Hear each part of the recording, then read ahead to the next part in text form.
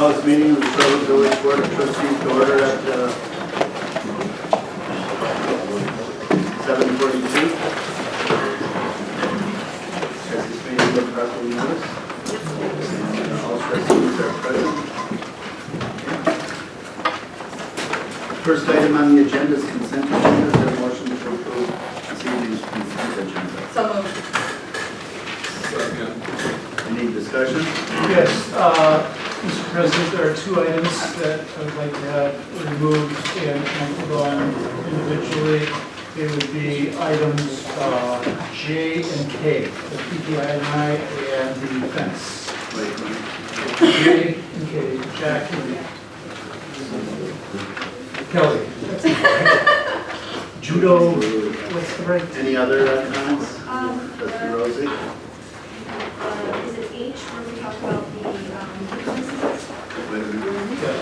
H, yeah. I'd like to remove C4, right, language of the plan commission. Any other comments? Okay, all in favor of approving the consent agenda with those exceptions, say aye. Aye. Opposed? Passes. Now we'll take up the items that have been pulled from the consent agenda. First one is item C4, Leah Blankenship to Plan Commission, term expiration in 2020. Is there a motion to approve? So moved. Second. Discussions? I did take the time to go back and look at plan commission minutes for the entire year of 2016, and there were 10 plan commission meetings, and Ms. Blankenship missed 4 out of those 10 meetings. She also missed the one plan commission meeting held so far in 2017. So the past 11 meetings, she has missed 5. I will remind the board that we passed a policy not too long ago for attendance at board at committee meetings that said that if you miss half of the meetings in the same calendar year or 3 meetings sequentially, that you could be recommended to go back to JPL and considered for your attendance. And that Ms. Blankenship did, although the policy was not in effect, she did miss August, September, and October of last year. I just have concerns about basically for attendance and whether, given that we have a number of people interested and very qualified to serve on the planning commission, who I assume have enough time to actually attend the meetings and be there, that we consider not approving her reappointment and opening a second spot.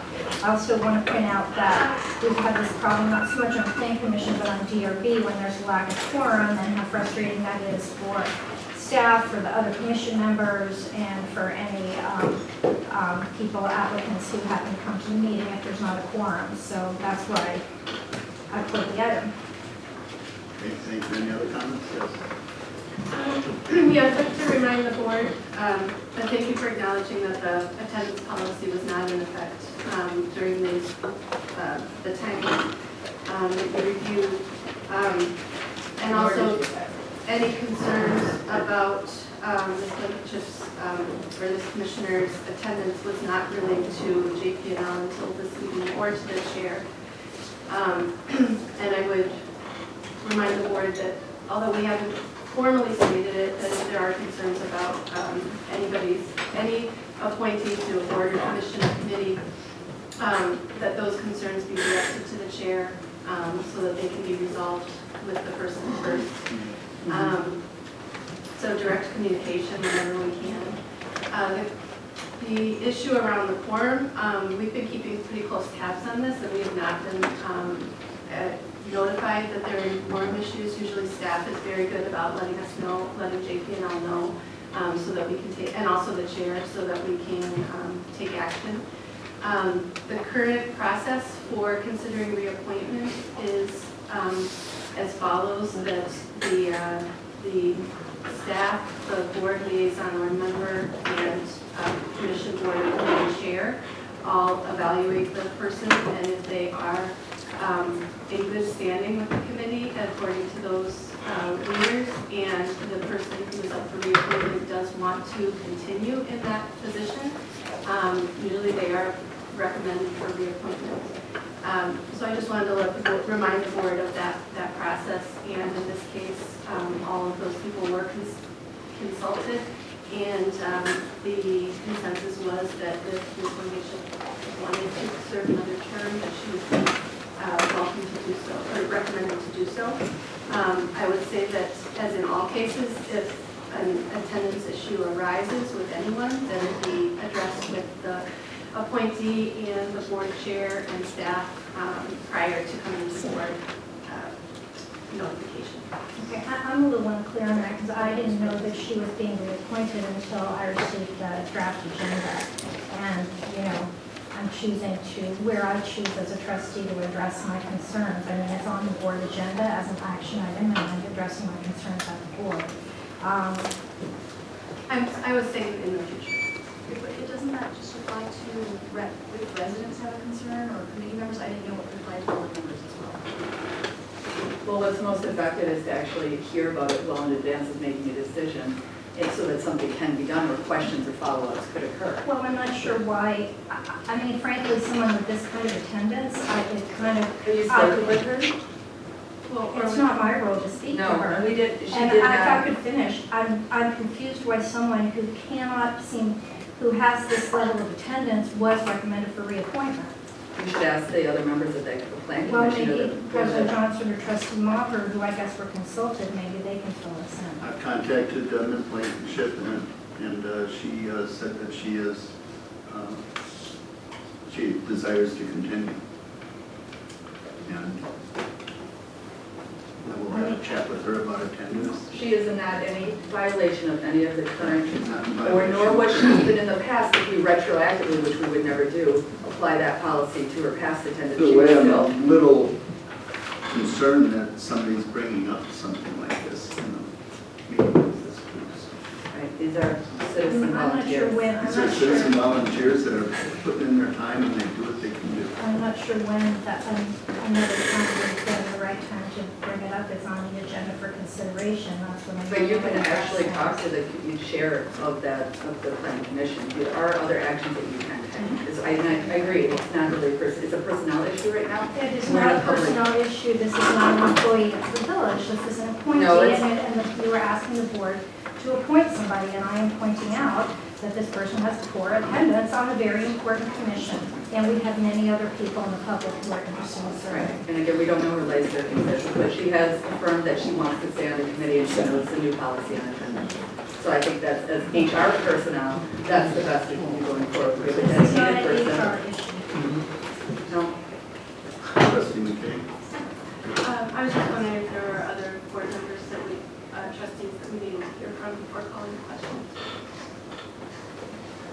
No, my two questions were answered. One is this comes with the recommendation of the chair and her reappointment in terms of the length of time served, the number of terms, it fits in with the policy, and both were answered, so I'm concerned too. Who's the chair of the planning commission? Is it the president? Okay. Call the question. All in favor of the motion stated, say aye. Aye. Opposed? Nay. Passes 4-5-2.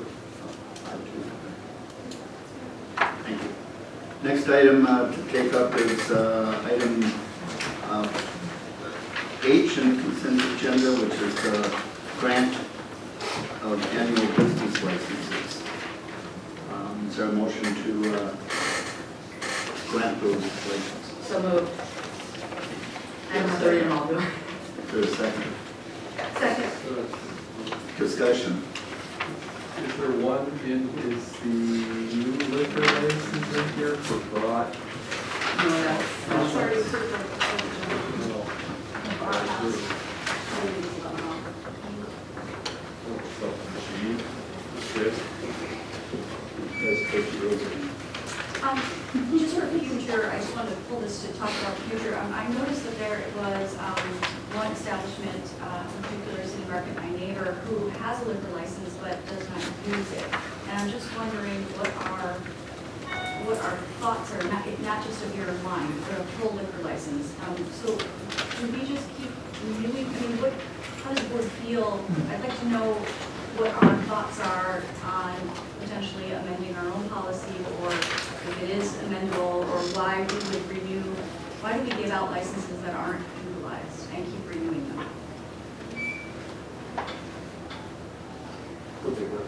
Why? Yeah, they have them. Attorney, Mr. Mayor, would there be a process by which, for instance, City Market does serve beer and wine? Is there a, or the clerk, this clerk, is there a process by which we would approach a business and offer them a different, to apply for a different license, or ask them, request them? I'm looking for that, I know that there's an ordinance on this, I wasn't anticipating particular questions, but I don't have it pulled up yet, but there was a provision related to non-use. And then the statute I remember it being discussed in the piano several years ago with, but it was with a previous attorney. I'm looking for it.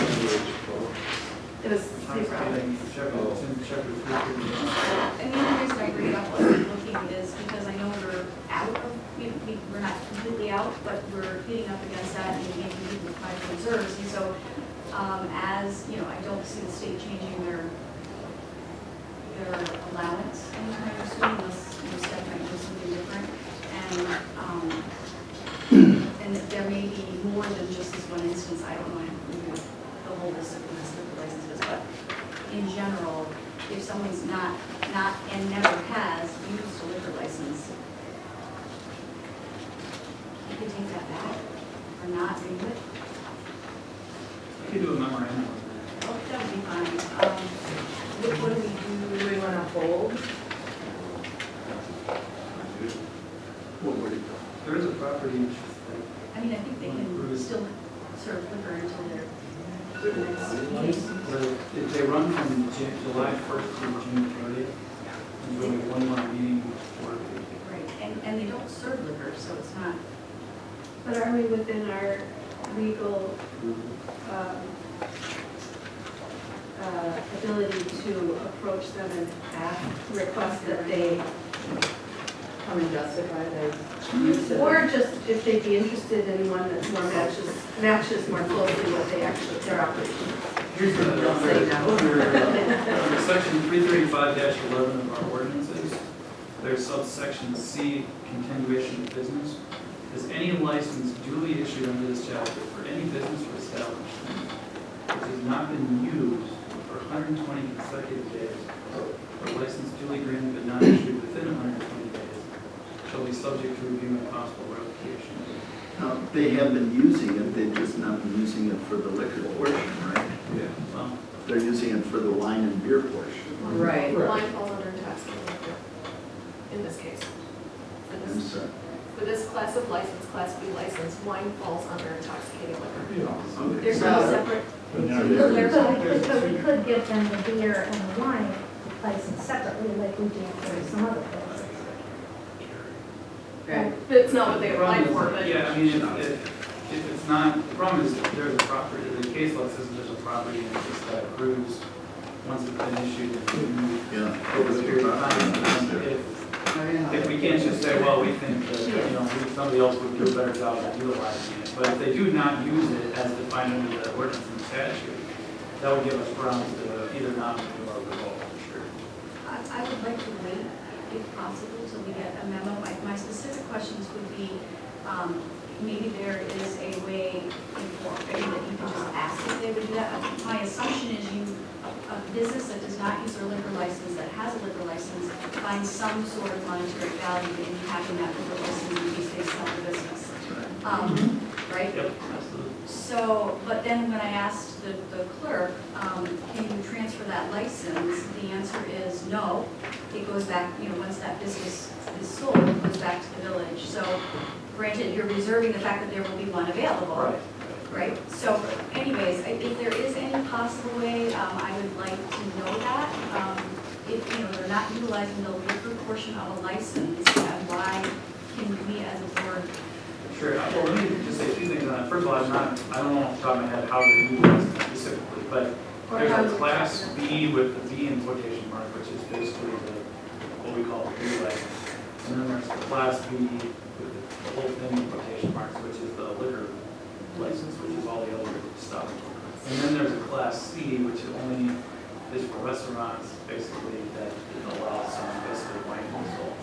So there's a lot of different moving parts, but if they weren't, certainly if it was not utilized for the statutory time, because I know the ordinance is based on that, 20 days.